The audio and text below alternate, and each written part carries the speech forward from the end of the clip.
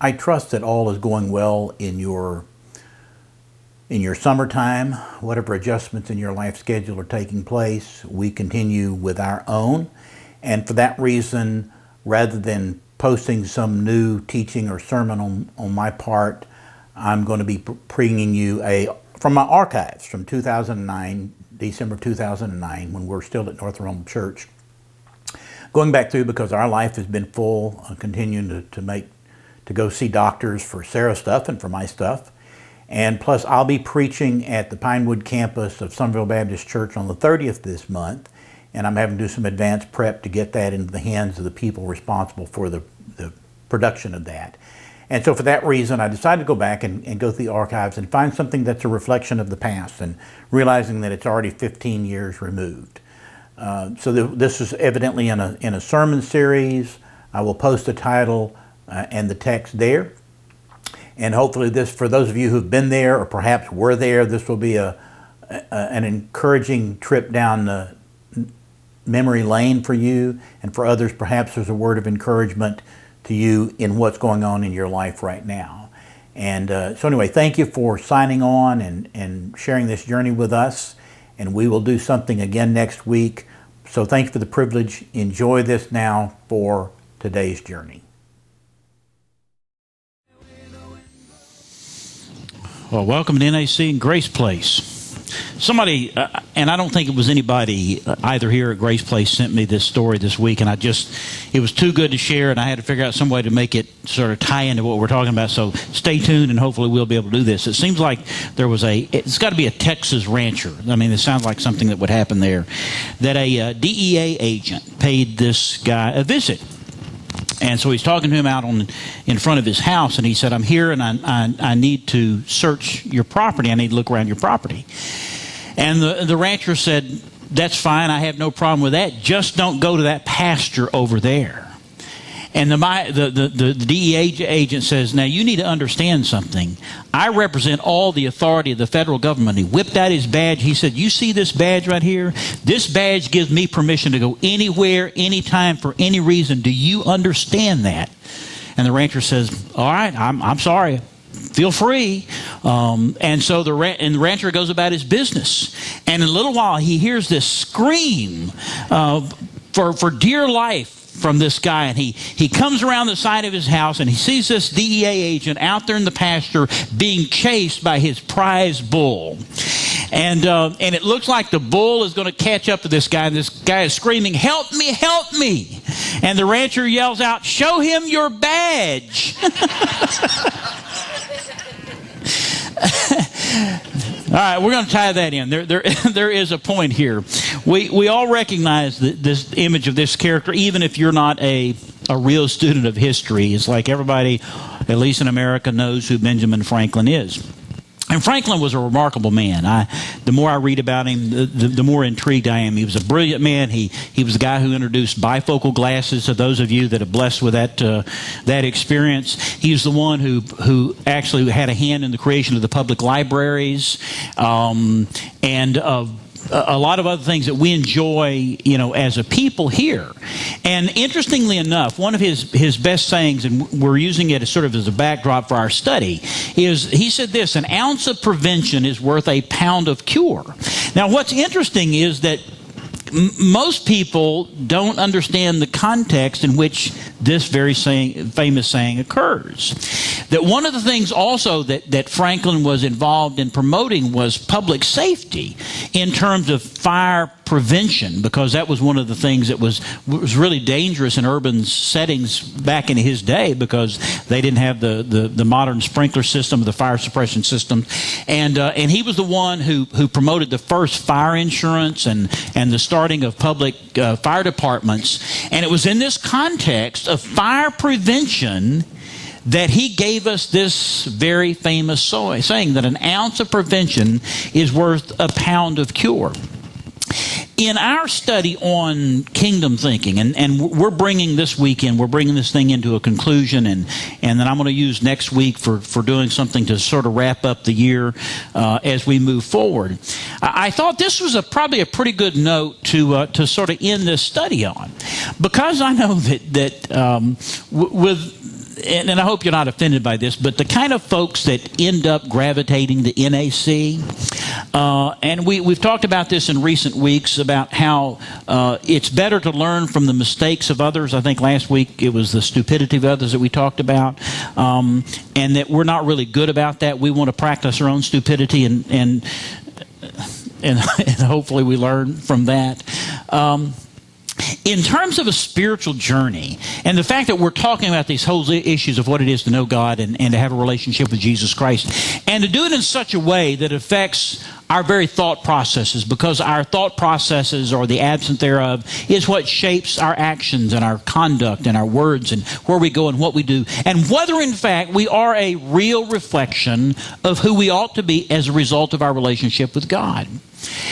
But how many mistakes do we make along the way that we simply do not have to make? Isn't it far better to prevent a problem than to have to solve a problem? And how much of the teaching of Jesus and the writing, certainly of the New Testament folks, is about helping people equip themselves in a thinking process so you don't have to do the dumb things that perhaps others do. And for that reason, I wanted to sort of end this in finding the ounce of prevention in kingdom thinking in our study this week. And so take your outlines and let's fill in some of these blanks here. The first thing we need to do is to heed the advance warnings of others. Now, let me sort of frame this for us a little bit as we move forward in our study. That the book of Romans is really divided. There's 16 chapters there, and it's divided not necessarily equally, because the first 11 chapters, theologians consider those sort of the theological backbone of Paul's teaching and New Testament Christianity. It's very theological in content. And beginning in chapter 12, it moves from orthodoxy to orthopraxy, and that is putting into practice those principles and those teachings and those truths of the first 11 chapters. And so for that reason, we read these words in chapter 13. But Paul says that we ought to heed the warning of others. I don't expect anybody to really recognize this Latin. I would not have I not done the study this week. Praemonitus, praemunitus. By any chance, do anybody here really know what that means in English? Bob, do you know what that means in English? Okay, well, Bob's the one person I would expect to know this. It was actually, this saying was used by Don Quixote in his famous quest. Let me see, before I tell you what this means, let me sort of frame it like this. So, I had a couple people send me this picture here because they knew it would bless me at this special season of the year that I'm just so enthralled with. And I guess the caption ought to go with this is just, buyer beware, you engage in this stuff for the holiday season, this is what you expect. We don't know what happened to this poor soul out there trying to hang lights, probably because his wife asked him to, or to make his kids happy, although none of them are in the scene holding the ladder or coming to his rescue. That perhaps doesn't help you at all. This Latin expression actually means to be forewarned is to be what? Forearmed. It's exactly what it means. Given the fact that this past Monday was, December the 7th, which was the date of the bombing of Pearl Harbor in 1941. Some of us were not around back then. If I do my math correctly, Brother Dallas at Grace Place, I think you were born that year. I could be wrong.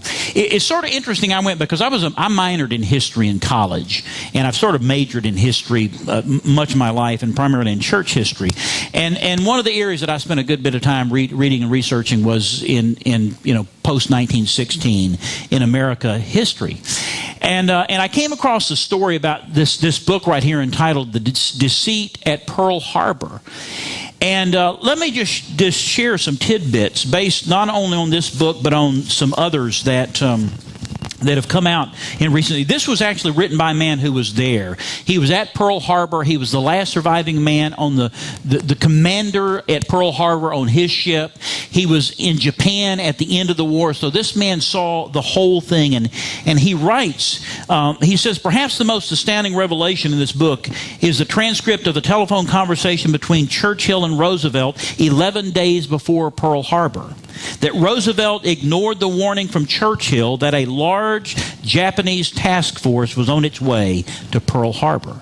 I don't know if you knew this. Listen to some of these other things. In the Grand Joint Army-Navy exercises of 1932, 9 years before, Pearl Harbor was attacked in a training simulation by 152 planes a half hour before dawn on a Sunday. An attack which caught the defenders of Pearl Harbor completely by surprise. In 1938, Admiral Ernst King led a carrier-borne airstrike from the USS Saratoga against Pearl Harbor in another exercise. Again, the attackers were successful and achieved total surprise. On January the 27th, 1941, this is at the beginning of the year, of that fateful year, Dr. Ricardo Schreiber, the Peruvian envoy to Tokyo, told a secretary in the U.S. Embassy that he had learned from intelligence sources of a war plan involving a surprise attack on Pearl Harbor. This information was sent to the State Department and Naval Intelligence and to Admiral Kimmel in Hawaii. On March the 31st, 1941, a Navy report predicted that if Japan made war on the U.S., they would strike Pearl Harbor without warning at dawn with aircraft from a maximum of 6 carriers. On August the 10th, 1941, a top British agent, codenamed Tricycle, told the FBI that a planned attack on Pearl Harbor would occur very soon. It is amazing that our leaders received advance warning, and yet they did not fulfill this very famous saying about being forewarned was to be forearmed.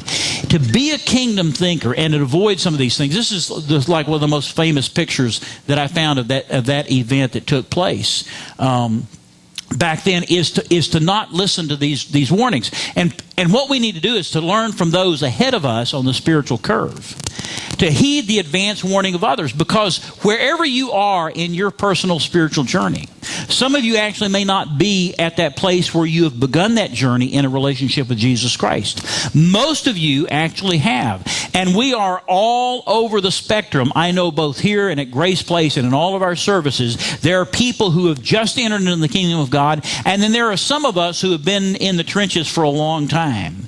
Some of the best wisdom we will ever hear to assist us as kingdom thinkers and to avoid some of the pitfalls and mistakes that we perhaps might make is to listen to those that are just ahead of us on the spiritual curve. For a person who's just entered into a relationship with Jesus Christ, it's somebody who's been on the journey for, say, 5 years, and they've been sort of feeling their way along and growing, and they can tell you, do this and don't do this. Trust me, you really don't want to do this because it will not take you where you want to go. Spending time with people who are just ahead of us on the spiritual curve is one of the ways to be forearmed and to be forewarned and to not make some of the critical mistakes that we make in our spiritual journey. Not only from those ahead of us on the spiritual curve, but those ahead of everyone on the spiritual curve. And who are those that are ahead of everyone on the spiritual curve? Those that brought us this awesome book right here. The men and women that penned these words under the inspiration of the Holy Spirit. And look at the introduction to the man who wrote the book of Romans. Verse 1 of chapter 1, Paul, a servant of Christ Jesus, called to be an apostle and set apart for the gospel of God. Verse 11, I long to see you so that I may impart to you some spiritual gift to make you strong. There are warnings that we can hear. There are warnings that we can receive if we get them from the right source. And either from those that are just ahead of us on the spiritual curve, or those of us that have passed on into glory, who have recorded for us the instruction in this book. Paul states his purpose here in writing the book of Romans. And the other 20 out of the 27 that he wrote out of the New Testament, he gave us much of that. He is writing to give what? Insight and wisdom and advice. Because trust me, And this is one of those areas that I can't emphasize enough, is to let biblical characters and biblical writers be human also. Trust me, Paul didn't get it right all the time. He fouled up, he botched it, he got it wrong, he made mistakes, and he writes out of his own experience, both from the inspiration of the Spirit and from his own failures, to encourage us that what? We might be strengthened as a result of that spiritual journey. And so to heed those warnings is to say, I want to know the right thing, and I want to know the wrong thing to avoid, because I don't want to make those same mistakes as a part of my spiritual journey. Number two is to prepare for the obvious areas of assault. Prepare for the obvious areas of assault. Now, with all of that information that we have since read about in history, and all the advanced warnings that our military and our nation's leaders had leading up to December the 7th, 1941, it was believed that it would be an aerial attack, an aerial assault. As a matter of fact, it was pretty interesting. I read this.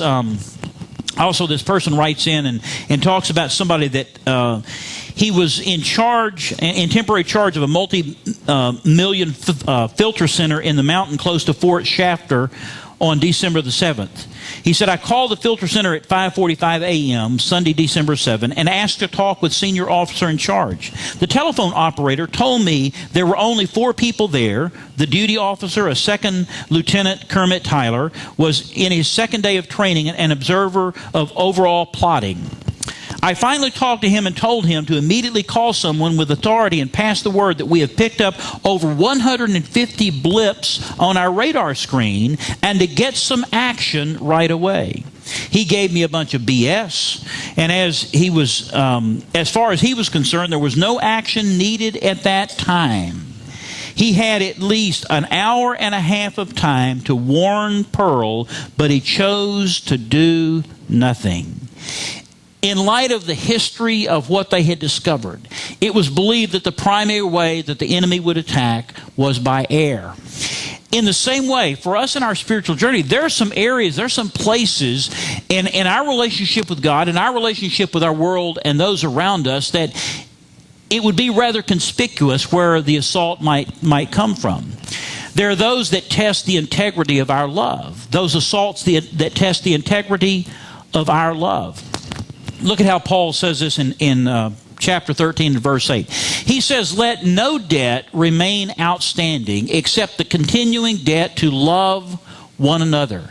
For he who loves his fellow man has fulfilled the law. Now, you really need to get the context of this passage right here, because it has been it's been ripped out of its context more than a few times, especially by people who are financial planners and Christian educators and that, in terms of saying that this passage says that you shouldn't be in debt for anything, and that's not at all what this passage is talking about. It's talking about an obligation that we have to the people in our lives, and to whether it's somebody that we owe respect to or somebody we owe something else to. And Paul says, he says, you ought to pay your debts, but there's one debt that never gets completely paid off. He said, is that continuing debt to love each other. And he said, if we live in such a way, if our thinking and our attitude and our actions and our conduct and our character are such that we recognize the people in our life and as a reflection of Jesus Christ and his love for us, and that led him to die for us, that if we're to do that, then when we think about those people around us in our lives, whether they know God or not, we have a spiritual obligation to never have the debt of love completely paid off. And he says that when we live in such a way that our actions and our words and our attitudes are driven by this love relationship that we have for each other, he says there's sort of an interesting benefit that comes out of that. He says in the latter part of this verse, he said, for he who loves his fellow man has fulfilled the law. It's sort of interesting that a lot of people think of Christianity and a relationship with God is about what? The do's and the don'ts. Whether you keep the 10 Commandments or whether you break the 10 Commandments. It's all about rules and regulations. And Paul would say it goes far beyond that. It includes that, and we'll see in just a moment, but it goes far beyond that. He says if we have the right kind of love relationship and attitude, both toward God and people in our lives, we're going to do by the Spirit and by a spiritual nature, those things that satisfy and fulfill the law. And so he says, as a kingdom thinker, he says that we ought to have a debt of love that never gets completely paid off. And B, those that test the consistency of our obedience. The consistency of our obedience. If I have a... boy, that's a deadly word there. I was going to say, if I have any pet peeves, and it's like, well, who doesn't? I have a couple. One of mine is inconsistency on the part of anybody. And so this word appears a lot in my teaching. Those that test the consistency of our obedience. These are the obvious avenues that we're likely to be assaulted in our spiritual journey. In verse 9 of Romans 13, Paul says, the commandments, do not commit adultery, do not murder, do not steal, do not covet, and whatever other commandments there may be are summed up in this one rule: love your neighbor as yourself. Love does no harm to its neighbor, therefore love is the fulfillment of the law. It's never enough, as much as we just stated the strength and the power and the motivation that love ought to be in our relationship with each other as a result of our walk in a relationship with Jesus Christ. That it ought to compel us to do those things that are in keeping with the law. It doesn't leave the details of the law out. It's not enough to say, I love, unless we're doing those things that are compliant with what God has spelled out. And so the two areas that we're likely to receive some sort of spiritual assault in terms of whether we're obeying God or walking with Him is how we love each other, and whether we are consistent with keeping those things that God has called us, in fact, to do. Number 3 is to elevate awareness of exposed areas of risk. You know, there are those high profile areas that we can get in trouble in our love relationship, because there's some things we're not going to do if we love. There's some things we are going to do if we don't love. But there are some areas that we are somewhat at risk. This is sort of an interesting thing in the readings about, as a matter of fact, I found this post on one of the websites. It was a question that was written in, and this is from Nick Bowman. I don't know who that is. Quote, my friend is trying to convince me that Japan used submarines to attack Pearl Harbor. But we all know that it was planes from aircraft carriers, right? What can you tell me about the attack? Is my friend totally nuts? I remember seeing, I think it was either Time or Life magazine several years back, this article about this very subject, and it intrigued me. And in preparation for today, I went back and read some more of this. And this is the response that this man got. He says, no, your friend is not totally nuts.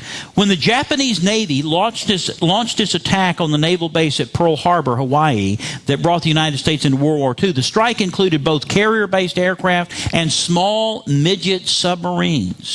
The main Japanese force consisted of 31 ships, including 6 aircraft carriers that launched the air raid on the U.S. installation on the island of Oahu.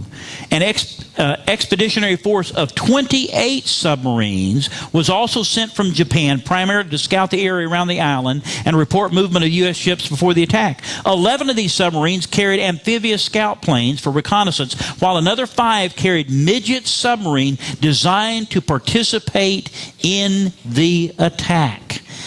Now, when I was in school, I don't remember those details about Pearl Harbor, because I always thought it was the planes dropping these torpedoes and these bombs. But in fact, this is one of the midget subs that was found. It's sort of interesting in reading the reports that when the launch took place and those first bombers appeared, that there were people that had sightings of the conning tower of some of these midget subs, and these battleships were shooting at these things in and around the harbor. And it's been speculated for years that perhaps it was some of these submarines that accounted for some of the devastation and destruction of some of our finest ships. This is a picture that that has been studied by historians, and they say in the water here, this is called Battleship Row there. If you look at that they're all just lined up. This is just amazing footage. You can see that the air attack has already taken place in the background, the smoke that's coming up. That in the waters out there is that they're believed to be the lines left by a torpedo that was perhaps launched by a midget submarine. And historically what it discovered is they found 4 of these midget submarines, and it was suspected there was a 5th. That they do not know what happened to it until this year. They found the 5th midget submarine, and is believed to have launched 2 800-pound torpedoes there in that bay that struck one of those battleships. You see, it's one thing to watch on the horizon and to see, you got the radar to show you the planes, the typical avenues of assault in a war, but it's another thing when you've got those things running around underneath the surface that are so small that you may get false readings on whether they're there or not. Unless you catch a glimpse of one somewhere, they're likely to slip into the harbor, because the harbor was designed so that a regular submarine could not get in and out of there undetected, but these midget subs could. And I got to thinking, as I'm reading this stuff, I'm thinking, we spend so much time in our spiritual journey looking at the big picture and the big avenues of assault that are likely to come upon us. To stay away from certain people and to stay away from certain places. And if you do that, then you're likely to not only survive but succeed in your walk and your relationship with Christ. But how many of us go down because we're not watching those things that are just under the surface, that slip through the net, that slip into our lives because we're not aware that they are there and the hazards that they bring with them? You see, those exposed areas of risk for us, there is the assumption of safety. There is the assumption of safety. Look at how Paul talks about this. Picking up in verse 11. He says, "And do this, understanding the present time. The hour has come for you to wake up from your slumber, because our salvation is nearer now than when we first believed."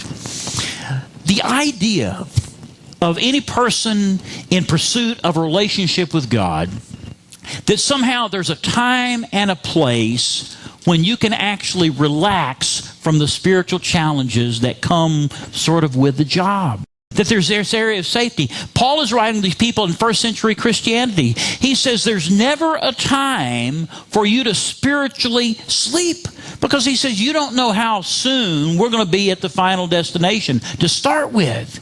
That this assumption that there's a safe place and time to be, that you can relax spiritually. The truth of the matter is, there is no safe place for the believer. You can't even walk through the doors of this place or Grace Place and say, I am in a safe place from the devil. He can't get to me here. Guess what? You may have brought him with you. For all I know. It's this assumption, the fact that we believe that we can be safe is a part of this exposed area, which brings us to sort of the second one. And that is the dropping of our guard. Because when we get to that place where we think it is safe and we can sort of stop pressing and stop trying so hard and stop searching and stop moving ahead, that we can actually drop our guard. Paul says this in verse 12. He said, "The night is nearly over. The day is almost here. So let us put aside the deeds of darkness and put on the armor of light. Let us behave decently as in the daytime, not in orgies and drunkenness, not in sexual immorality and debauchery, not in dissension and jealousy." He says there's just no place in time for the believer to say it's safe. It's sort of like, I was thinking about this. We're getting ready at our house to have a gathering on Sunday evening for our trustees and spouses and our staff and their spouses at our home. And so my wife and I are frantically trying to get stuff taken care of. You know what it's like when you got company coming to your home. It's like you don't want them to see how you live all the time. You know what I mean. Well, anyway, so we've got all this stuff going on, and I've got all these unfinished projects in my house and construction stuff, and there's going to be 30 people. I mean, we're growing by leaps and bounds in our leadership. And we got 30 people, coming to our house. Like, so where is everybody going to sit, and where is everybody going to eat, and how we're going to get all this stuff done? And so like on Saturday morning, it's get up and it's like, how much can we get done, before the Saturday service? go into the kitchen, and my wife says, "Where does water come from on the floor?" I'm thinking, well, you probably spilled something. And she's thinking, you probably spilled something. And so, mop it up, and, maybe it's just, a little bit later, there's a puddle there again. It's like, oh, man. I don't know if this happened to you, but open up the doors under the sink and look under there and start pulling stuff out. It's like a woman's purse under there. Everything in the world under there. And sure enough, there's a drip in my plumbing under the sink. I'm thinking, I don't need this right now. I'd like to think there's a time when I can sort of relax and take it easy and say, it's all in hand, it's all under control. I've concluded that place and time does not exist in my life. Paul would say, listen, you make the same mistake if you think there are places and times spiritually that you can do that either. He says, because if you think you're in a safe place and you drop your guard, you're putting yourself at risk for any one of these things, and it can happen to anyone. And then C, the pursuit of our Christ likeness. Whether you've been told this, whether you've read this, but entering into a relationship with Jesus Christ is the beginning of a lifetime journey that will carry us into eternity. And it's not to create a bunch of clones to be like the preacher or to be like some teacher. It's not to see how many rules and regulations that we can create to govern our lives, to make us more holy and less unholy. It's this whole business of shaping us so that we are in fact a genuine reflection of the person and the character and the attributes of Jesus Christ. Paul puts it like this in verse 14. He says, rather clothe yourselves with the Lord Jesus Christ, and do not think about how to gratify the desires of the sinful nature. Those two things go together. Where we focus and what happens as a result of that focus. Let me sort of illustrate it like this. This is the cover of Time magazine from March I believe it's 31st, 1986. The only reason I put this up here is because the image that appears up here in the corner. Some of you are old enough. No, let me correct that. Some of you are seasoned enough. Remember, that's our new language after last week. Some of you are seasoned enough to have remembered the events of the 80s when the famous couple from the Philippines, the Marcoses, were in power. Imelda Marcos, does that even ring a bell for you? This is the time her picture appeared on the cover of Time magazine. I'm really surprised it didn't appear more often than that. They were in power there, and apparently they just absolutely ravaged the economics of that country and made themselves filthy rich in the process. And there was a matter of fact, here's a picture of them in 1982 with President Reagan when they were allies of ours in a lot of ways, but there was a people's revolt that drove them from power and drove them from the country. And the thing that we remember most from that about her, and I even read more. This is a little scary. Matter of fact, this is a quote from her. Apparently, she was very quotable. I love beauty, and I'm allergic to ugliness. Well, anyway, when they fled power, listen to what she left behind. Let's see if I can find all this information. It wasn't just the shoes.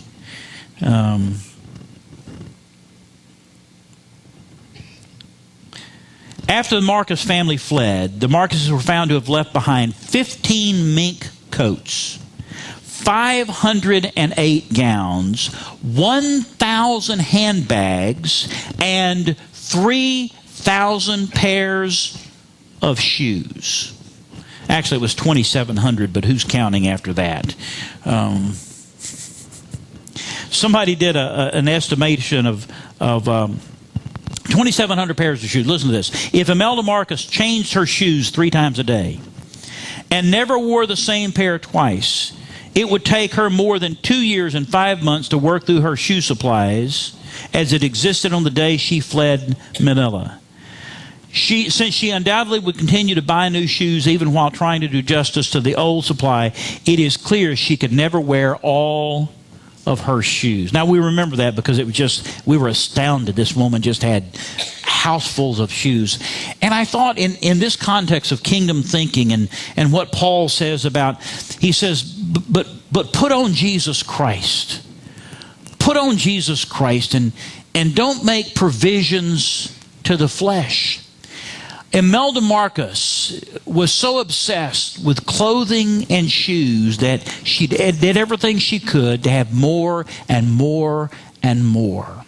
And I thought if I, as a believer, am so fixated on the character and the person of Jesus Christ in me, if Paul says we're supposed to be putting on Jesus Christ, shouldn't we be so possessed of that drive and that desire that people in our lives will look and say, look at all the Jesus things in you. Obviously, you're taken with this man. And it's sort of interesting that in that passage, Paul says if we put on Jesus, if we clothe ourselves in Christ and in Christ's likeness, it takes away those opportunities and it takes away that drive to do those things that simply do not please God. So I've summarized it in this statement.